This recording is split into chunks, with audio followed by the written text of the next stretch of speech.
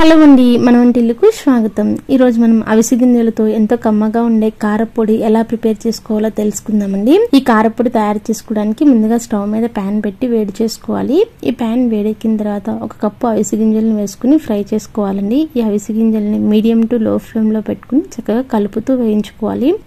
ఇలా కలుపుతూ వేయించుకోవడం వల్ల అవిసె గింజలన్నీ ఈవెన్ గా ఫ్రై అవుతాయండి. అవిసె గింజలు చిటపట్లాడుతూ సౌండ్ వస్తుంటాయండి. అలానే మనం నోట్లో వేసుకుని చూస్తే క్రిస్పీగా అయ్యేంత వరకు ఫ్రై చేసుకుని ఒక ప్లేట్ లోనికి ట్రాన్స్ఫర్ చేసి చల్లారనివ్వాలి. ఇప్పుడు అదే ప్యాన్ లో ఒక కప్పు నువ్వులను తీసుకోవాలండి. ఈ నువ్వులను కూడా చక్కగా కలుపుతూ దోరగా అయ్యేంత వరకు ఫ్రై చేసుకోవాలండి. ఇలా దోరగా క్రిస్పీగా అయిన నువ్వులను అవిసె గింజలు ఉన్న ప్లేట్ లోనికి తీసుకుని చల్లారనివ్వాలి. ఇప్పుడు సేమ్ ప్యాన్ లో ఒక టీ స్పూన్ వరకు క్రిస్టల్ సాల్ట్ యాడ్ చేసుకోవాలండి. ఈ క్రిస్టల్ సాల్ట్ ని కూడా మనం కలుపుతూ మాయిశ్చర్ ఎవాపరేట్ అయిపోయేంత వరకు ఫ్రై చేసుకుని ఈ నువ్వులు ఉన్న ప్లేట్ లోనికి తీసి చల్లారనివ్వాలి. ఇలా సాల్ట్ ని ఫ్రై చేసుకోవడం వల్ల మాయిశ్చర్ ఎవాపరేట్ అయిపోతుంది కదండి. సో ఈ కారపొడి మనకి ఎక్కువ రోజులు నిల్వ ఉండడానికి ఉపయోగపడుతుంది. ఇప్పుడు ఇదే ప్యాన్ లో ఒక టేబుల్ స్పూన్ ఆయిల్ ని వేసుకుని వేడి చేసుకోవాలండి. ఈ ఆయిల్ వేడెక్కిన తర్వాత ఒక 8 వరకు ఎండుమిర్చిని యాడ్ చేసుకుని ఫ్రై చేసుకోవాలండి. ఎండుమిర్చి సాల్ట్ మీ స్పైసీనెస్ కి టేస్ట్ కి తగ్గట్టుగా అడ్జస్ట్ చేసుకుని వేసుకోవాలి. ఎండుమిర్చి ఫ్రై అయిన తర్వాత ఒక ప్లేట్ లోనికి తీసుకుని చల్లారనివ్వాలండి. ఇప్పుడు అదే ప్యాన్ లో ఒక టేబుల్ స్పూన్ వరకు పచ్చిశనగపప్పు, ఒక టీ స్పూన్ సాయమినపప్పు వేసుకోవాలండి. ఈ పోపులు కొంచెం ఫ్రై అయిన తర్వాత ఒక టీ స్పూన్ ధనియాలు, ఒక హాఫ్ టీ స్పూన్ జీలకర్రను వేసుకుని ఫ్రై చేసుకోవాలి. మీకు నచ్చితే కరివేపాకును కూడా వేసుకోవచ్చండి. కానీ కరివేపాకు వేస్తే కారపొడి త్వరగా పాడయ్యే ఛాన్స్ ఉంటుంది. ఇప్పుడు నేను చెప్పిన ప్రొసీజర్ లో మీరు కారపొడి తయారు చేసుకుంటే 1 మంత్ వరకు ఫ్రిడ్జ్ లో పెట్టకుండా ఫ్రెష్ గా ఉంటుందండి.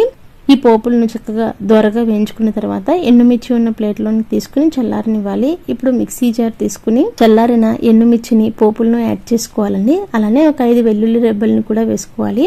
ఎండుమిర్చిని ఒకసారి గ్రైండ్ చేసుకోవాలండి. ఇలా గ్రైండ్ చేసుకున్న ఈ కారపొడిలో మనం ముందుగా ఫ్రై చేసి పెట్టుకున్న అవిసె గింజలు, నువ్వులు, క్రిస్టల్ సాల్ట్ ని యాడ్ చేసుకోవాలండి. ఈ అవిసె గింజలను ఫైన్ పౌడర్ లా గ్రైండ్ చేసుకోకూడదండి. కొంచెం కోర్స్ పౌడర్ లానే గ్రైండ్ చేసుకోవాలి. అదే విధంగా మనం గ్రైండ్ చేసుకునేటప్పుడు కంటిన్యూస్ గా గ్రైండ్ చేయకుండా మధ్య మధ్యలో ఆపుతూ గ్రైండ్ చేయాలి. ఈ అవిసె గింజల్లో, నువ్వుల్లో సహజంగా ఆయిల్స్ ఉంటాయి కదండి. మనం కంటిన్యూస్ గా గ్రైండ్ చేస్తే అవి ముద్దగా అయిపోతాయి. ఇక్కడ చూపిస్తున్నట్లుగా కోర్స్ గా గ్రైండ్ చేసుకున్న ఈ అవిసె గింజల కారపొడిని ఒక బౌల్లోకి తీసుకుని సర్వ్ చేసుకోవాలండి. ఈ కారపొడిని మనం వేడివేడి అన్నంలో కొంచెం నెయ్యి కానీ లేదా నువ్వుల నూనె కానీ వేసుకుని తింటే చాలా టేస్టీగా ఉంటుందండి. అవిసె గింజల్లో ఒమేగా 3 ఫ్యాటీ యాసిడ్స్ పుష్కలంగా ఉంటాయండి. అట్లనే నువ్వుల్లో కాల్షియం ఉంటుంది. ఈ రెండింటి కాంబినేషన్ లో చేసుకునే కారపొడి చాలా రుచిగా ఉంటుంది, ఆరోగ్యకరం కూడా. ఈ రెసిపీని మీరు అందరూ ట్రై చేసి హెల్దీగా ఉంటారని కోరుకుంటున్నాను. మన వంటిల్లో మీరు ఇంకా చూడాలనుకున్న రెసిపీస్ ని కామెంట్ సెక్షన్ లో పోస్ట్ చేస్తే ఆ రెసిపీస్ ని వీలైనంత త్వరలో అప్లోడ్ చేయడానికి ట్రై చేస్తానండి. థ్యాంక్ యూ అండి. Thank you for watching.